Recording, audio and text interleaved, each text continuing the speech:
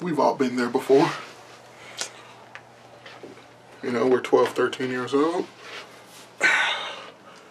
Waking up on a Saturday morning, no school.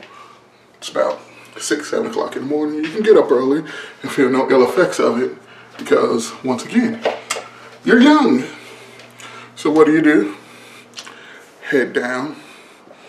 Well, depending on where you are, you head to the kitchen, you know. Pop up, open the fridge. Look around for something to eat. Get yourself a bowl of cereal. Grab your milk. Grab your bowl. Head to the living room. Turn on the TV.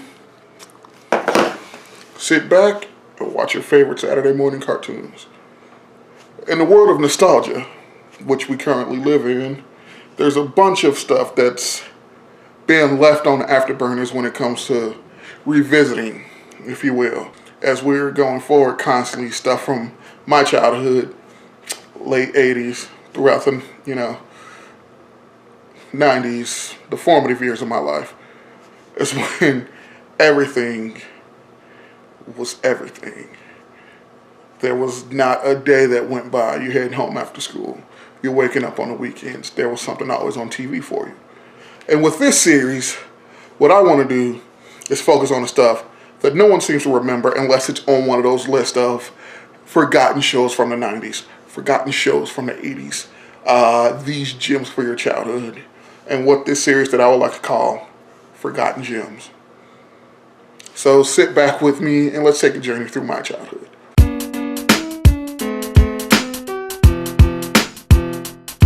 Mighty Max started off as a toy line in 1992 by the UK company Bluebird Toys PLC.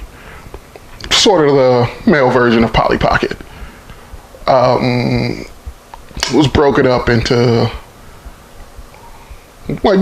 two categories. It was the Doomshead and the Horrorhead. They were either adventure-based or horror adventure-based toys. Sort of like this Happy Meal version that I found on Amazon for $6.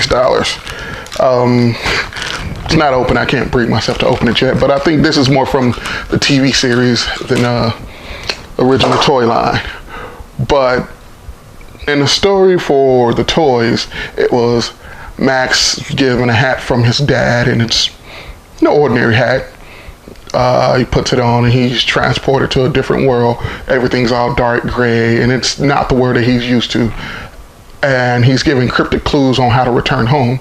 So that's basically the toy line. Mighty Max, Mighty Max. It's Mighty Max. Welcome to Skull Dungeon. Wow. Mighty Max.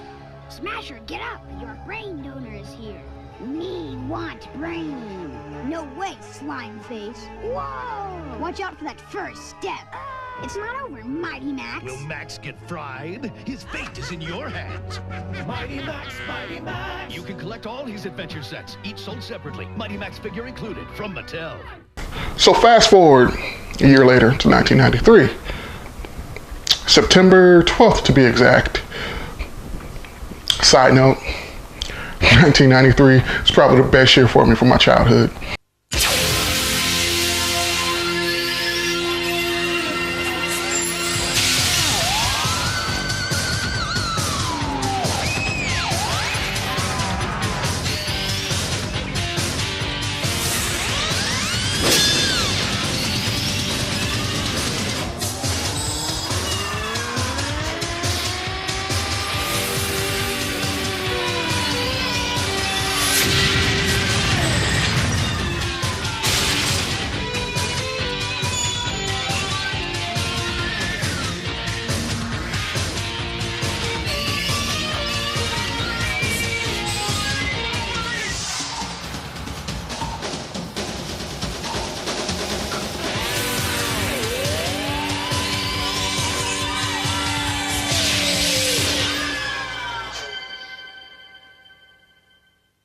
But we get the animated series of Mighty Max. Now the story's tweaked a little bit.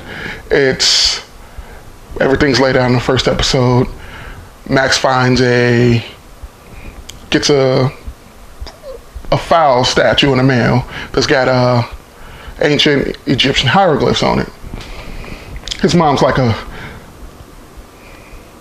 museum curator, so she has all the books necessary for him to translate it. Then it translates to, "You have been chosen as the cat bearer. Meet me at the mini mart for further instructions. Mighty Max." He drops it, boom, the iconic hat, red hat with an M on it.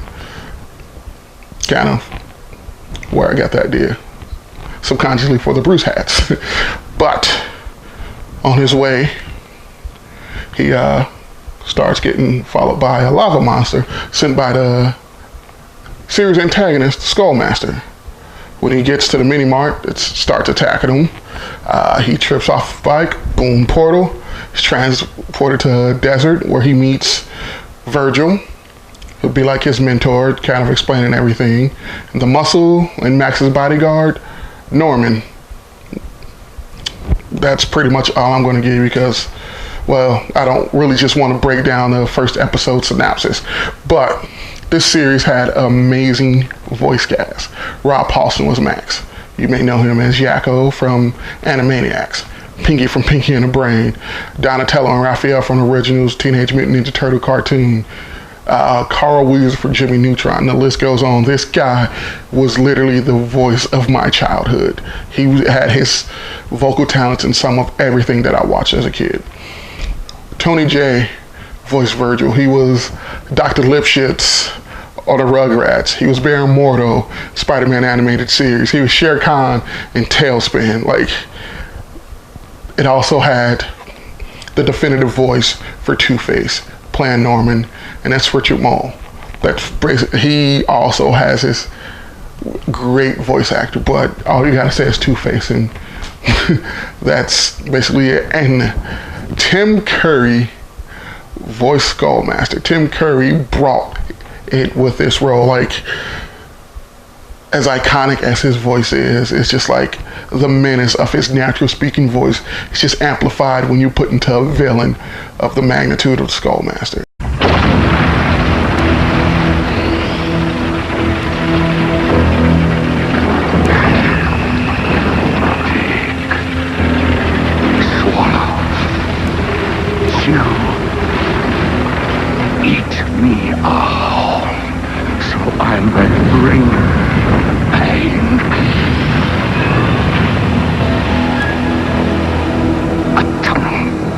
Unleash my torment upon them.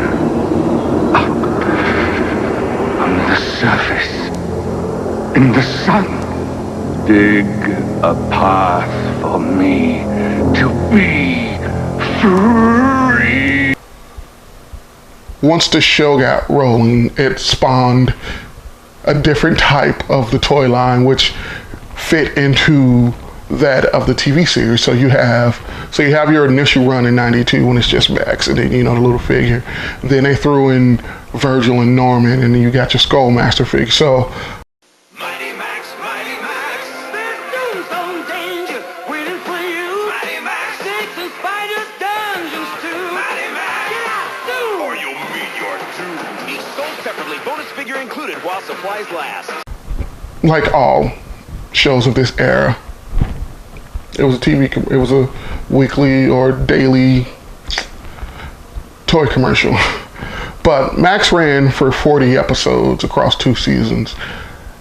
And with it being a syndicated show, its violence and everything was more heightened. I mean, it was still a lighthearted show for most episodes, but the violence and everything was a little bit more heightened, like in a series finale with Norman and Virgil basically being killed before Max went and blah, blah, blah, and did things and did, you know.